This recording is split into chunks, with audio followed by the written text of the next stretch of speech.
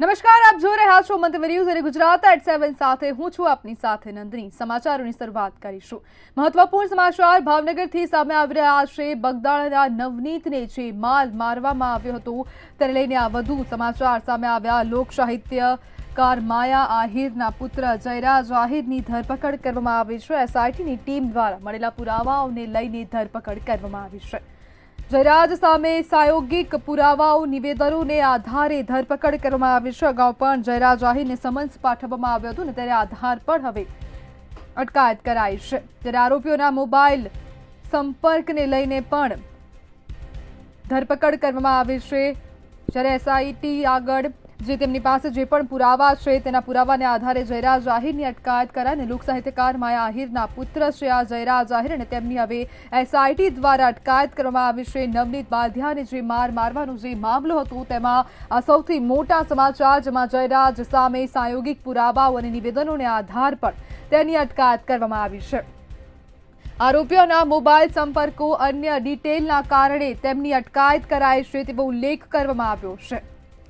નવનીતને મારવાના મામલે જયરાજ આહિરને સામે હવે ફરિયાદ દાખલ કરવામાં આવશે તેવી પણ ક્યાંક ને ક્યાંક માહિતી સામે આવી। તમામ પુરાવાઓના આધાર પર જયરાજ આહિરની અટકાયત કરાઈ છે તેવું નિવેદન સામે આવ્યું છે। સમગ્ર મામલે પ્રેસ કોન્ફરન્સ પણ કરવામાં આવી હતી અને અગાઉ પણ જયરાજ આહિરને સમન્સ પાઠવવામાં આવ્યું હતું અને નજીવી બાબતથી શરૂ થયેલો આ ઝઘડો જેનું પરિણામ હવે જયરાજ આહિરની ધરપકડથી આવ્યું છે। જ્યારે સમગ્ર મામલે હવે એસઆઈટીની રચના કરવામાં આવી હતી। સમગ્ર સમાજ દ્વારા પણ હવે જયરાજ આહિરની ધરપકડની માંગ કરાઈ હતી અને હવે જયરાજ આહિરની ધરપકડ કરાઈ છે।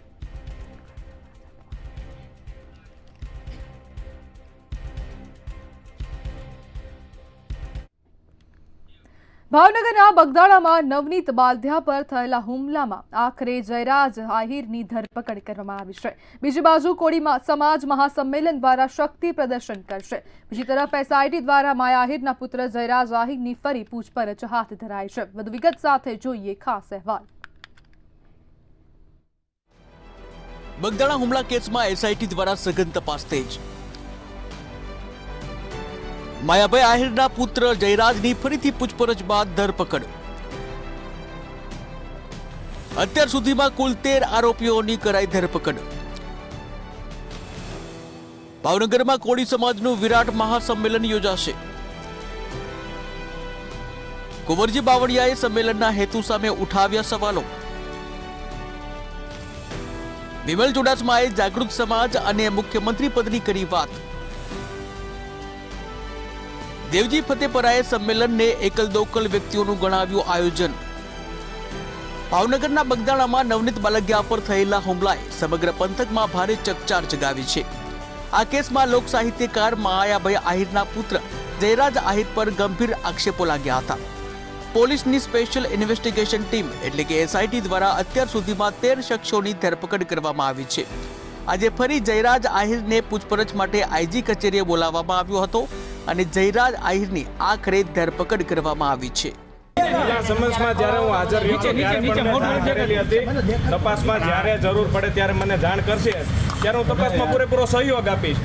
આજે મને ફરીથી સમન્સ મોકલવામાં આવ્યું છે। ન્યાયતંત્ર અને કાયદા ઉપર મને ભરોસો છે। જે કંઈ નિર્ણય આવશે શિરોમાન્ય રહેશે। આભાર।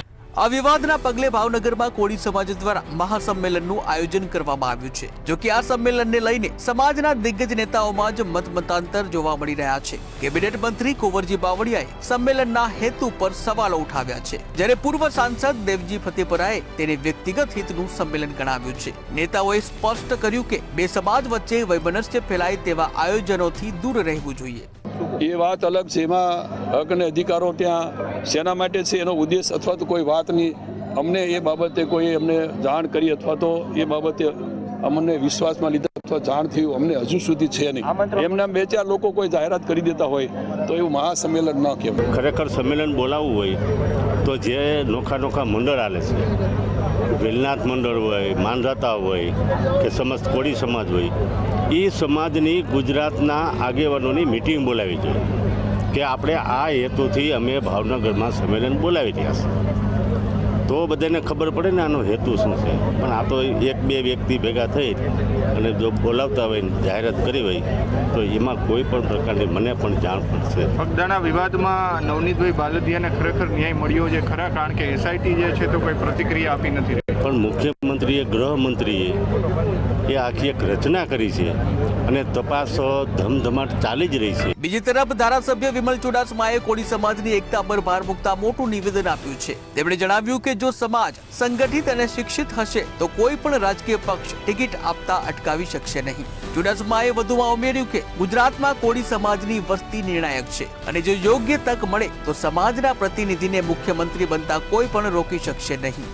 બગદાણામાં જે ચાલી રહ્યું છે ત્યારે તમામ પાર્ટીના તમામ ધારાસભ્યો અને તમામ લોકોએ ત્યાં રજૂઆત સરકારને કરેલી છે. સરકારે એસઆઈટીની રચના કરી છે.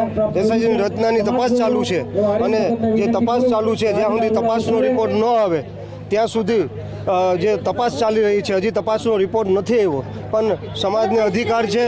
સંમેલન કરવું એ સમાજનો અધિકાર છે અને સમાજને કોઈ રોકી ન શકે કારણ કે સમાજ પોતાના હક અને અધિકાર માટે ગમે ત્યાં લડી શકે. બગદાણાનો આ હુમલો હવે માત્ર કાયદો અને વ્યવસ્થાનો વિષય નથી રહ્યો પણ સામાજિક વર્ચસ્વ અને રાજકીય શક્તિ પ્રદર્શનનું મેદાન બની ગયું છે. એક તરફ એસઆઈટીની તપાસનો ગાડીઓ કસાઈ રહ્યો છે ત્યારે બીજી તરફ સંમેલનોના હુંકારાથી ગુજરાતનું રાજકારણ ગરમાયું છે. જોવાનું એ રહેશે કે ન્યાય કોને મળશે અને આ શક્તિ પ્રદર્શન આગામી સમયમાં કયો નવો વળાંક લાવશે. બ્યુરો રિપોર્ટ, મંતવ્ય ન્યૂઝ. અમદાવાદમાં કોંગ્રેસના નેતા શક્તિસિંહ ગોહિલના ભત્રીજા યશરાજસિંહ અને તેની પત્નીનું ફાયરિંગમાં મોત થતા મોટો ઘટસ્ફોટ થયો છે. પોલીસે યશરાજસિંહ વિરુદ્ધ પત્નીની હત્યાનો ગુનો નોંધ્યો છે. તપાસમાં જાણવા મળ્યું કે યશરાજસિંહે પોતાની પત્નીને ગોળી મારી હતી અને ત્યારબાદ પોતે પણ આત્મહત્યા કરી હતી. એફઆઈઆરમાં ઉલ્લેખ છે કે આકસ્મિક રીતે રિવોલ્વરથી ફાયરિંગ થવું શક્ય નથી. ઘટનાની વિગતો ખંગાળતી વસ્ત્રાપુર પોલીસે કહ્યું કે મૃત્યુ પામેલા યુવાને જ પતિ તરીકે કૃત્ય કરી હત્યાનો ખુલાસો થયો છે. સમગ્ર કેસની વધુ તપાસ ચાલી રહી છે.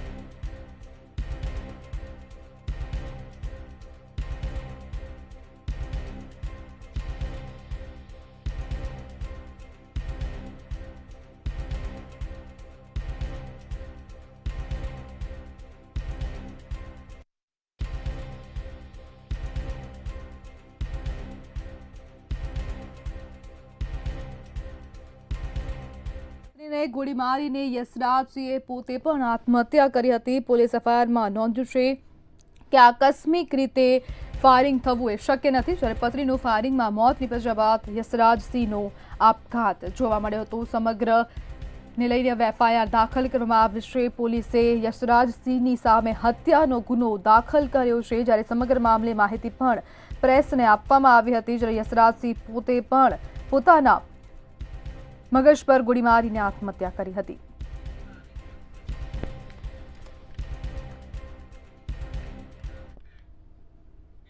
ભાવનગરના ઘોઘા પોલીસ મથકમાં ફરજ બજાવતા હેડ કોન્સ્ટેબલ દિગ્વિજયસિંહ ગોહિલે ભૂતેશ્વર ગામ નજીક ઝેરી દવા પી આત્મહત્યા કરતા ચકચાર મચી છે. આ મામલે મૃતકના પરિવારજનોએ ગંભીર આરોપો લગાવ્યા છે. પરિવારનો આક્ષેપ છે કે ઘોઘા પોલીસ સ્ટેશનના પીએસઆઈ BK ગોસ્વામી દ્વારા સતત માનસિક ત્રાસ આપવામાં આવતા દિગ્વિજયસિંહ આ અંતિમ પગલું ભર્યું. મૃતક પાછળ એક દીકરો અને એક દીકરી નિરાધાર રહ્યા છે. ન્યાય માટે મૃતકની બહેન દ્વારા ક્ષત્રિય સમાજને આહવાન કરવામાં આવ્યું છે. જવાબદાર અધિકારીની સામે કાર્યવાહી નહીં થાય તો કલેક્ટર કચેરીએ ધરણાની ચીમકી આપવામાં આવી છે.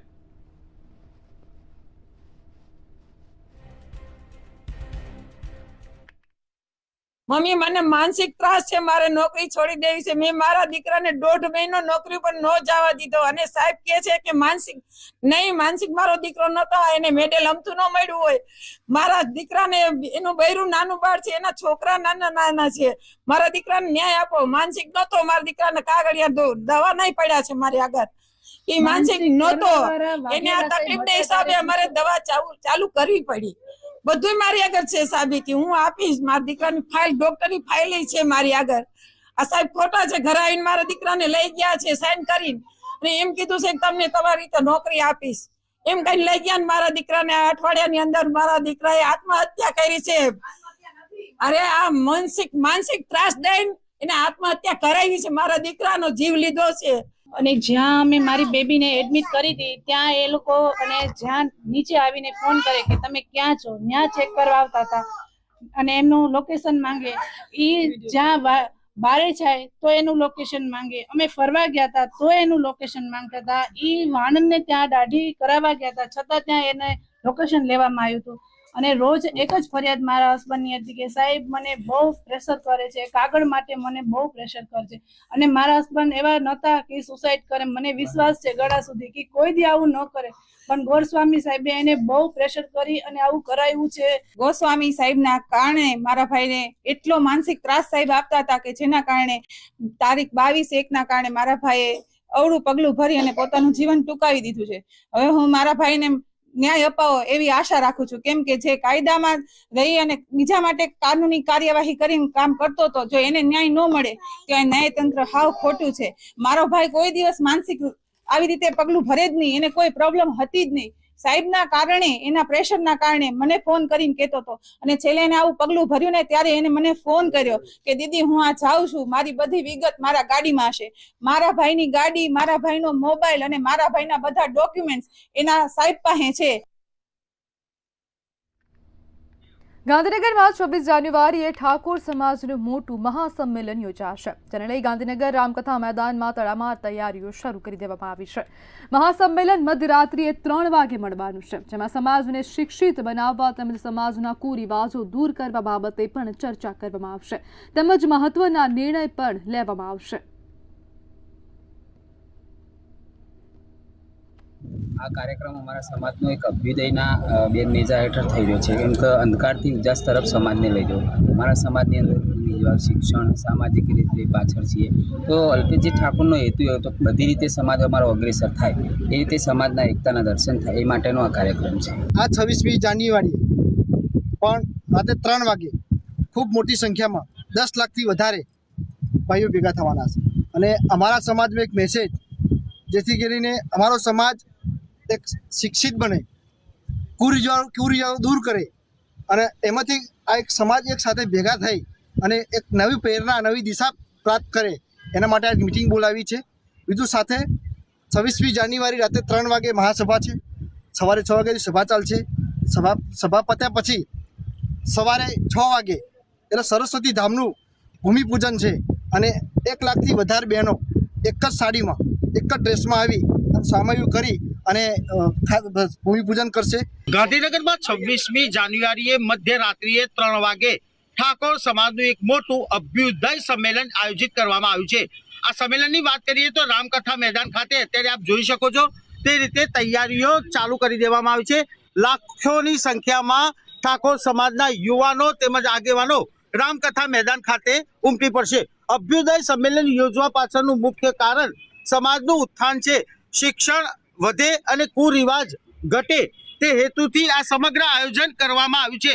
રામકથા મેદાન ખાતે અત્યારે આયોજકો તરફથી તડામાર તૈયારીઓ કરી દેવામાં આવી છે, અને આ અભ્યુદય સંમેલનમાં જે યુવાન યુવતીઓ આવશે તેમની સાથે સમીક્ષા કરવામાં આવશે, ચર્ચા કરવામાં આવશે, અને સમાજના હિતમાં મહત્વના કેટલાક નિર્ણયો લેવામાં આવે તેવી પણ શક્યતાઓ છે. હાલ રામકથા મેદાનની અંદર તમામ પ્રકારની સુવિધાઓ ઉપલબ્ધ કરાવવામાં આવી છે. 26મી જાન્યુઆરીએ રાતના 3 વાગ્યાથી 6 વાગ્યા સુધી આ કાર્યક્રમ આયોજિત કરવામાં આવ્યો છે. કેમેરામેન જતીન વાઘેલા સાથે ઉજ્જવલ વ્યાસ, મંતવ્ય ન્યૂઝ, ગાંધીનગર. ક્ષત્રિય ઠાકોર સમાજના નેતા અલ્પેશ ઠાકોર દ્વારા અભ્યુદય અંધકાર સામે પ્રકાશનો સંકલ્પ નામે ભવ્ય સામાજિક મહાસંમેલનનું આયોજન 26 જાન્યુઆરી 2026ના રોજ ગાંધીનગરના રામકથા મેદાન ખાતે કરવામાં આવશે. અલ્પેશ ઠાકોરે જણાવ્યું કે સંમેલન રાત્રે 3 વાગ્યાથી સવાર સુધી ચાલશે અને અંદાજે 1 લાખથી વધુ લોકો ઉપસ્થિત રહેશે. 7000 ગામમાંથી વોલેન્ટિયર્સ જોડાશે. આ સંમેલનમાં અડાલજ સરદાર ધામ નજીક બનનારા સરસ્વતી ધામનું ભૂમિપૂજન પણ થશે, જેમાં લાઇબ્રેરી, યુપીએસસી, જીપીએસસી તાલીમ, રોજગાર માર્ગદર્શન અને હોસ્ટેલ જેવી સુવિધાઓ ઉપલબ્ધ થશે.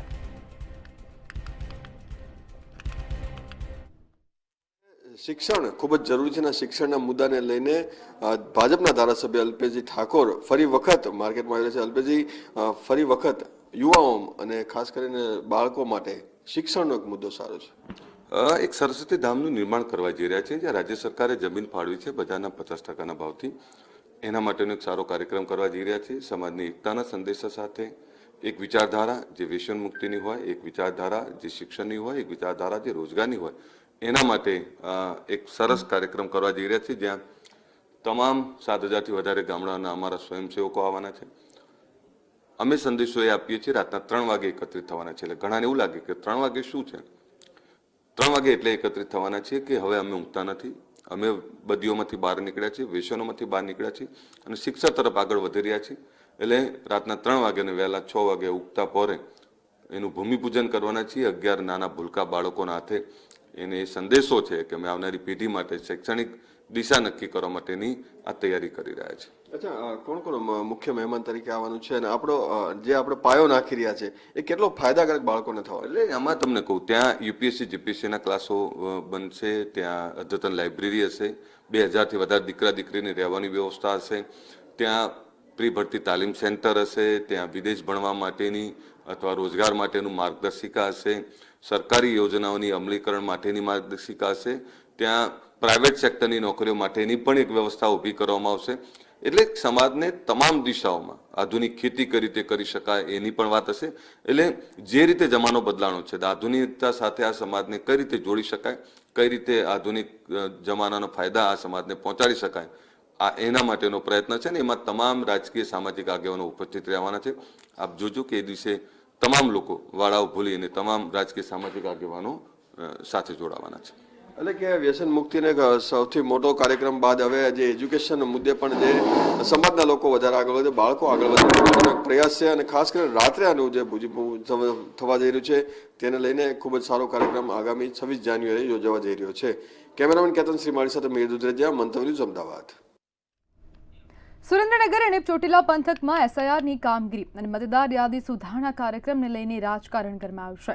પૂર્વ ધારાસભ્ય ઋત્વિક મકવાણાએ સરકાર અને વહીવટી તંત્ર પર ગંભીર આક્ષેપો કરતા જણાવ્યું છે કે આ સમગ્ર પ્રક્રિયામાં મોટા પાયે ગેરરીતિ અને બેદરકારી દાખવવામાં આવી રહી છે. સૌથી ચોંકાવનારો દાવો કરતા ઋત્વિક મકવાણાએ જણાવ્યું હતું કે થાનના ગૌરવ અને વિશ્વવિખ્યાત હાસ્ય કલાકાર પદ્મશ્રી શાહબુદ્દીનભાઈ રાઠોડનું નામ મતદાર યાદીમાંથી રદ કરવા માટે ફોર્મ નંબર 7 ભરી દેવામાં આવ્યું છે. આ આક્ષેપને પગલે સમગ્ર જિલ્લામાં ચકચાર મચી જવા પામી છે. પરંતુ એની અંદર ચોંકાવનારું એક નામ અમારા ધ્યાનમાં આવ્યું છે, પદ્મશ્રી શાહબુદ્દીન રાઠોડ, જે થાનગઢનું ગૌરવ છે, અમારા મત વિસ્તારનું ગૌરવ છે, પરંતુ એમની એક કમનસીબી છે કે લઘુમતી સમાજમાંથી આવે છે. ભારતીય જનતા પાર્ટી ભલે પદ્મશ્રી આપીને નવાજવાનો દેખાવ કરે, પરંતુ એમની અસલિયત એ આજે આ ફોર્મ નંબર 7ની અંદર દેખાઈ આવી છે કે પદ્મશ્રી શાહબુદ્દીન રાઠોડનું નામ પણ મતદાર યાદીમાંથી હટાવવા માટેની અરજી ભારતીય જનતા પાર્ટીના લોકોએ કરી છે. તાપીમાં ભવ્ય આદિવાસી સંમેલન અને રેલીનું આયોજન કરવામાં આવ્યું હતું, જેમાં મંત્રી નરેશ પટેલ, જયરામ ગામિત સહિતના લોકો હાજર રહ્યા હતા. ત્યારે આ સંમેલન દરમિયાન 500થી વધુ આપ અને કોંગ્રેસ કાર્યકરોએ કેસરીઓ ધારણ કર્યું હતું.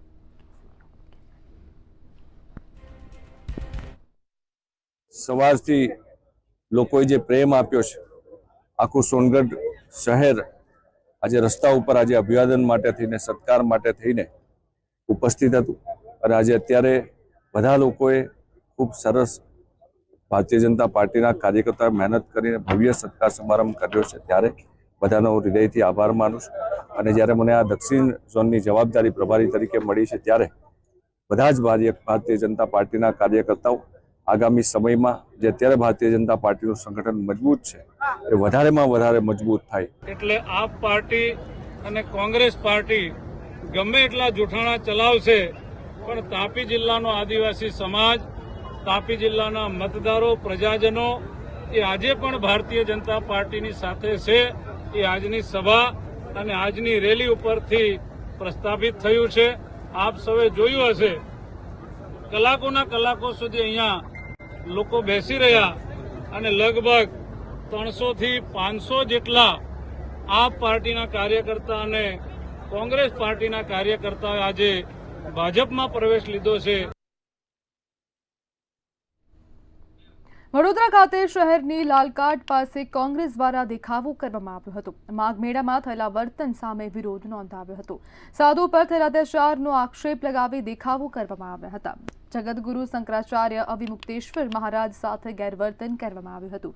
ભાજપે સનાતન વિરોધી માનસિકતા દર્શાવી હોવાનો આક્ષેપ કરવામાં આવ્યો હતો. શંકરાચાર્ય પાસેથી પ્રમાણ માંગી વિરોધી માનસિકતા દર્શાવી હતી. ઘટનાના વિરોધમાં NSUI અને યુથ કોંગ્રેસે ઉગ્ર પ્રતિસાદ આપ્યો હતો. ભાજપ વિરોધ સૂત્રોચ્ચાર સાથે તીવ્ર વિરોધ પ્રદર્શન કરવામાં આવ્યું હતું. તેમજ પોલીસે દેખાવો કરનારા કોંગ્રેસ કાર્યકરોની અટકાયત કરી હતી.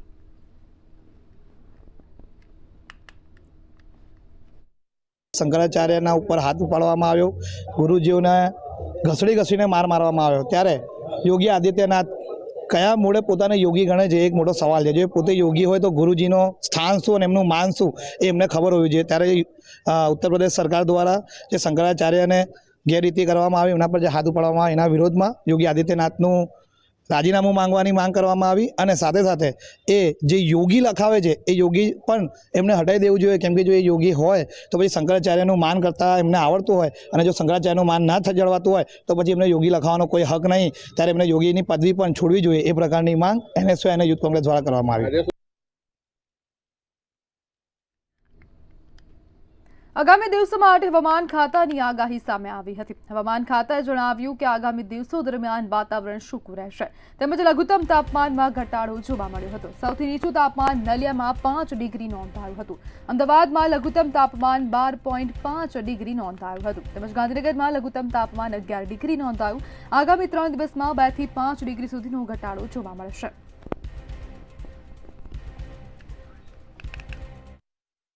आने वाले 7 दिनों के लिए गुजरात स्टेट के सारे डिस्ट्रिक्ट कवर हैं, जिसमें ड्राई वेदर प्रिवेल करेगा. और मिनिमम टेम्परेचर की बात करेंगे तो आने वाले 3 दिनों के लिए मिनिमम टेम्परेचर में 2 से 5 डिग्री का ग्रेजुअल बढ़ोतरी का पूर्वानुमान है. उसके बाद मिनिमम टेम्परेचर में 3 से 5 डिग्री सेल्सियस का फॉल का पूर्वानुमान है ड्यूरिंग 24 आवर्स. और उसके बाद टेम्परेचर नो लार्ज चेंज में रहेगा.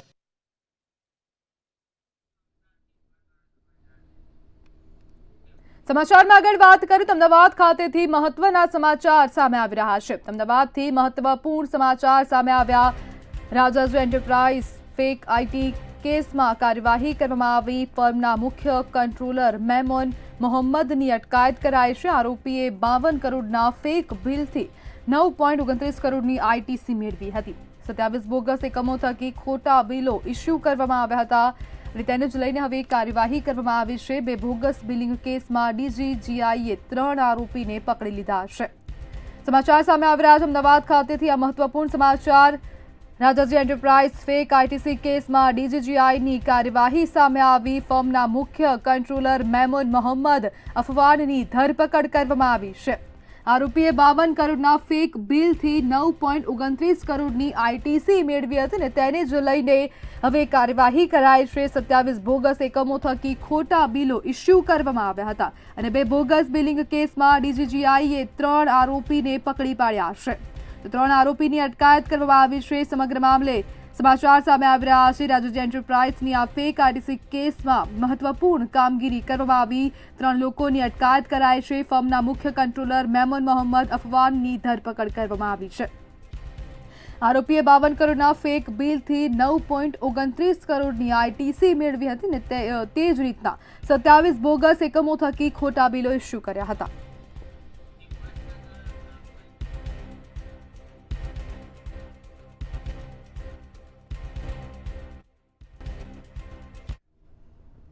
હિંમતનગરના ગાંભોઈ નજીકથી અફીણનો જથ્થો ઝડપાયો છે. સમાચાર સામે આવી રહ્યા છે. હિંમતનગર ખાતેથી ગાંભોઈ નજીકથી અફીણનો જથ્થો ઝડપાયો છે. તો પોલીસે અફીણનો જથ્થો ઝડપી પાડ્યો. પોલીસે અફીણના જથ્થાની સાથે 2 યુવકોને ઝડપી પાડ્યા છે. અને સમગ્ર મામલે મુદ્દામાલ જપ્ત કરવામાં આવ્યું. જ્યારે બાઇક પર અફીણની હેરાફેરી કરતા યુવકો ઝડપાયા છે. 2 લોકોની અટકાયત કરાઈ. રાજસ્થાનના પ્રતાપગઢના 2 ઇસમોને પોલીસે ઝડપી પાડ્યા છે. તો બાઇક પર અફીણની હેરાફેરી કરતા હતા તે યુવકોની અટકાયત કરવામાં આવી છે. 30 લાખની કિંમતનો 6 કિલો 129 ગ્રામ અફીણનો જથ્થો જપ્ત કરવામાં આવ્યો. જ્યારે સતલાસણાના લાલજી પટેલ સહિત 6ની સામે ગુનો નોંધવામાં આવ્યો છે. સાબરકાંઠા પોલીસે આજે ગાંભોઈ પોલીસ સ્ટેશનના હદ વિસ્તારમાં ગાંભોઈ પોલીસ સ્ટેશને એક અફીણનો જથ્થો પકડી પાડ્યો છે. અફીણની ક્વોન્ટિટી જોઈએ તો 6 કિલો અને 129 ગ્રામ અફીણનો જથ્થો પકડ્યો છે, જેની કિંમત 30,64,000 જેટલી છે. આરોપીઓ રાજસ્થાન બાજુથી જથ્થો લઈને આવતા હતા તેવી એક ચોક્કસ બાતમી મળેલી અને ભિલોડા પોલીસ સ્ટેશનની હદ વિસ્તાર પછી ગાંભોઈ પોલીસ સ્ટેશનની હદ વિસ્તાર એટલે કે આડા હાથરોડ ચેકપોસ્ટ ખાતેથી આ જથ્થો પકડી પાડવામાં આવ્યો છે. ગુજરાત@7 માં હાલ બસ આટલું જ. વધુ માહિતી માટે જોતા રહો મંતવ્ય ન્યૂઝ. નમસ્કાર.